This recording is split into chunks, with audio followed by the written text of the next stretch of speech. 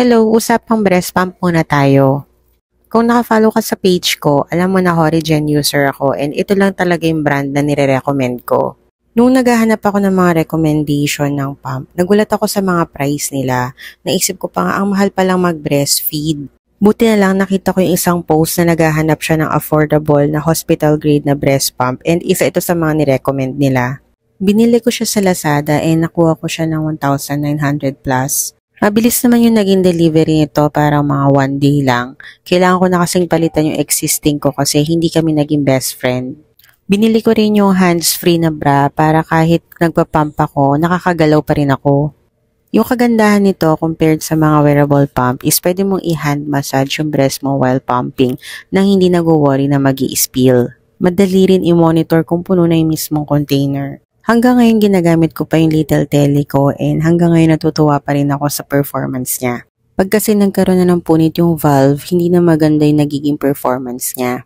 Kaya dapat dagdag ingat sa paglilinis yung flange. Meron namang nabibiling extra kits or spare parts. Kung beginner ka or gusto mong ma-improve yung supply mo, I recommend this pump kasi malaking tulong talaga yung hand massage while pumping and yung 2-in-1 mode nitong Little Telly. Yung wearables ko naman is Polaris. Dati, naka Superstar and Subtlemate yung gamit ko, pero nung nag-super sale tong Polaris, binili ko na, tapos binenta ko yung Subtlemate and Superstar. Mas konti kasi yung parts niya, tsaka hindi rin siya basta-basta nagli-leak. Ginagamit ko tong wearables kapag aalis ako kasi mas madali siyang bitbitin, maliit lang kasi.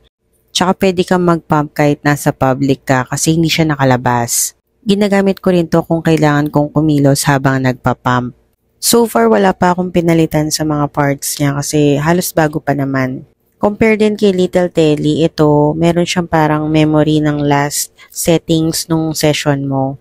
Compare naman dun sa Subtlemate and Superstar, bukod sa walang masyadong leak tong Polaris, mas madali rin mag-transfer ng output mo sa bottle. Tapos meron din siyang mode para sa mga inverted nipples. Kung lagi kang umaalis, I recommend na wearables yung bilhin mo kasi mas madali silang bitbitin. I also suggest na mag-invest ka sa mga extra kits kasi nakakapagod yung after mo mag-pump, maghugas ka agad. Minsan hindi mo magagawa yan, lalo na kung work from home ka.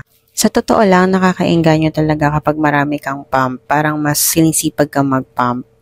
Pero iniwasan ko talagang gumastos ng excess dito sa mga breast pump kasi pinili ko talaga yung pagpe-breastfeeding para bukod dun sa nutrients na makukuha ni baby is makatipid din kami. Kaya sobrang tuwang-tuwa ako nung naging huyang ko si Horigen kasi bukod sa mura siya, hospital grade na and okay naman yung performance niya sa akin. If balak mo bumili ng Horigen products, I strongly suggest na sa Lazada ka bumili, yung last mall. Mismong Lazada yon kasi based na rin sa experience ko and sa mga nababasa ko sa mga post, mas maganda yung support ng after sale ng Lazada kesa sa ibang nagtitinda nito. Sana makatulong tong content na to sa mga naghahanap ng breast pump. Yun lang. Thank you. Bye!